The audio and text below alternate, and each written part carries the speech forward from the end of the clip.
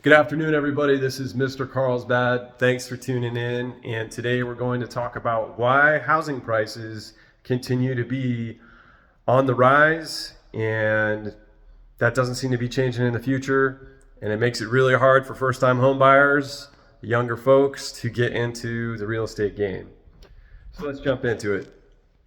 So I wanted to talk to you guys about this because it is something I get asked frequently from people across the board, all over, and looking to get into real estate.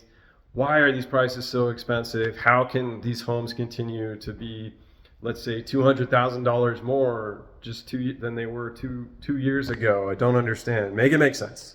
Well, I will try to make it make sense to you. Just understand that the last 45 years or so, real estate has maybe gone down here in the U.S. maybe half dozen times or so. Certainly, '08 was a hard time for everybody, but over time, and I do what I do because over time, I think real estate is the best investment that you can make, for you and your family. So let's get into the top 4 reasons why these home prices continue to appreciate. Well, number 1 is basic supply and demand. So probably nothing new that you haven't heard, but we do have a massive housing shortage in this country, and that is nationwide. We are about 10 to 15 years underbuilt to meet the population demand. Here in Southern California, we especially feel that. There's just not enough houses to meet the population demand, the demand that folks have to be here. So whenever you have, a shortage of a product like homes, that's going to drive the prices of the existing homes up as they continue to appreciate. And to give you an example of that, here in Carlsbad, just a month ago, we have a very limited housing supply. Smaller community. Typically in Carlsbad, you might see anywhere from 170 to maybe 250 homes sold a year.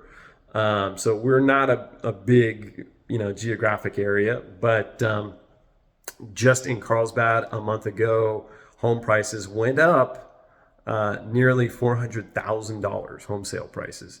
Now that's a small sample size. We're sort of a unique area, but again, limited supply, prices go up. Reason number 2, and something I don't think that gets talked about enough in this conversation, right, is the average household income relative to the cost of houses. So if we look at those 2 things and compare them, the average home price since 2000 to 2023 has gone up 200% when you compare it to the average household income.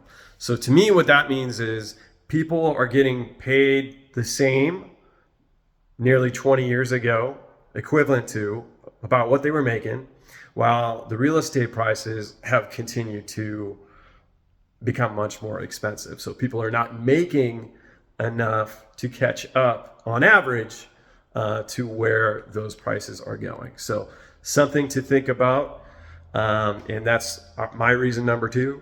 Number 3, statewide, city, county regulations, the permitting process for builders, developers.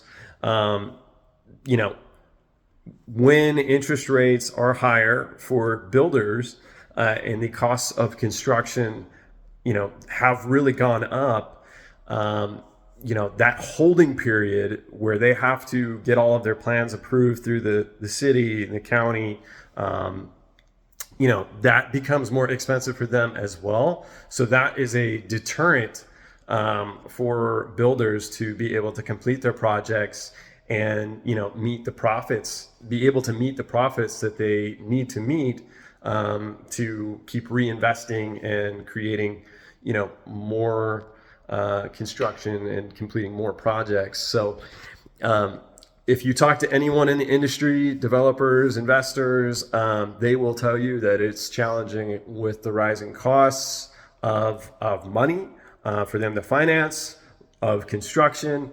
And then some areas, they will tell you, again, with some of these cities, municipalities, it's much harder for them to get through the permitting process. That, you know, they can't all necessarily afford to go 24 or 36 months to get approval before they can even start building. So, you know, it's a complicated issue because there has to be a process, and you want to make sure that things are built to code and, you know, things are sustainably developed with respect to the environment, especially.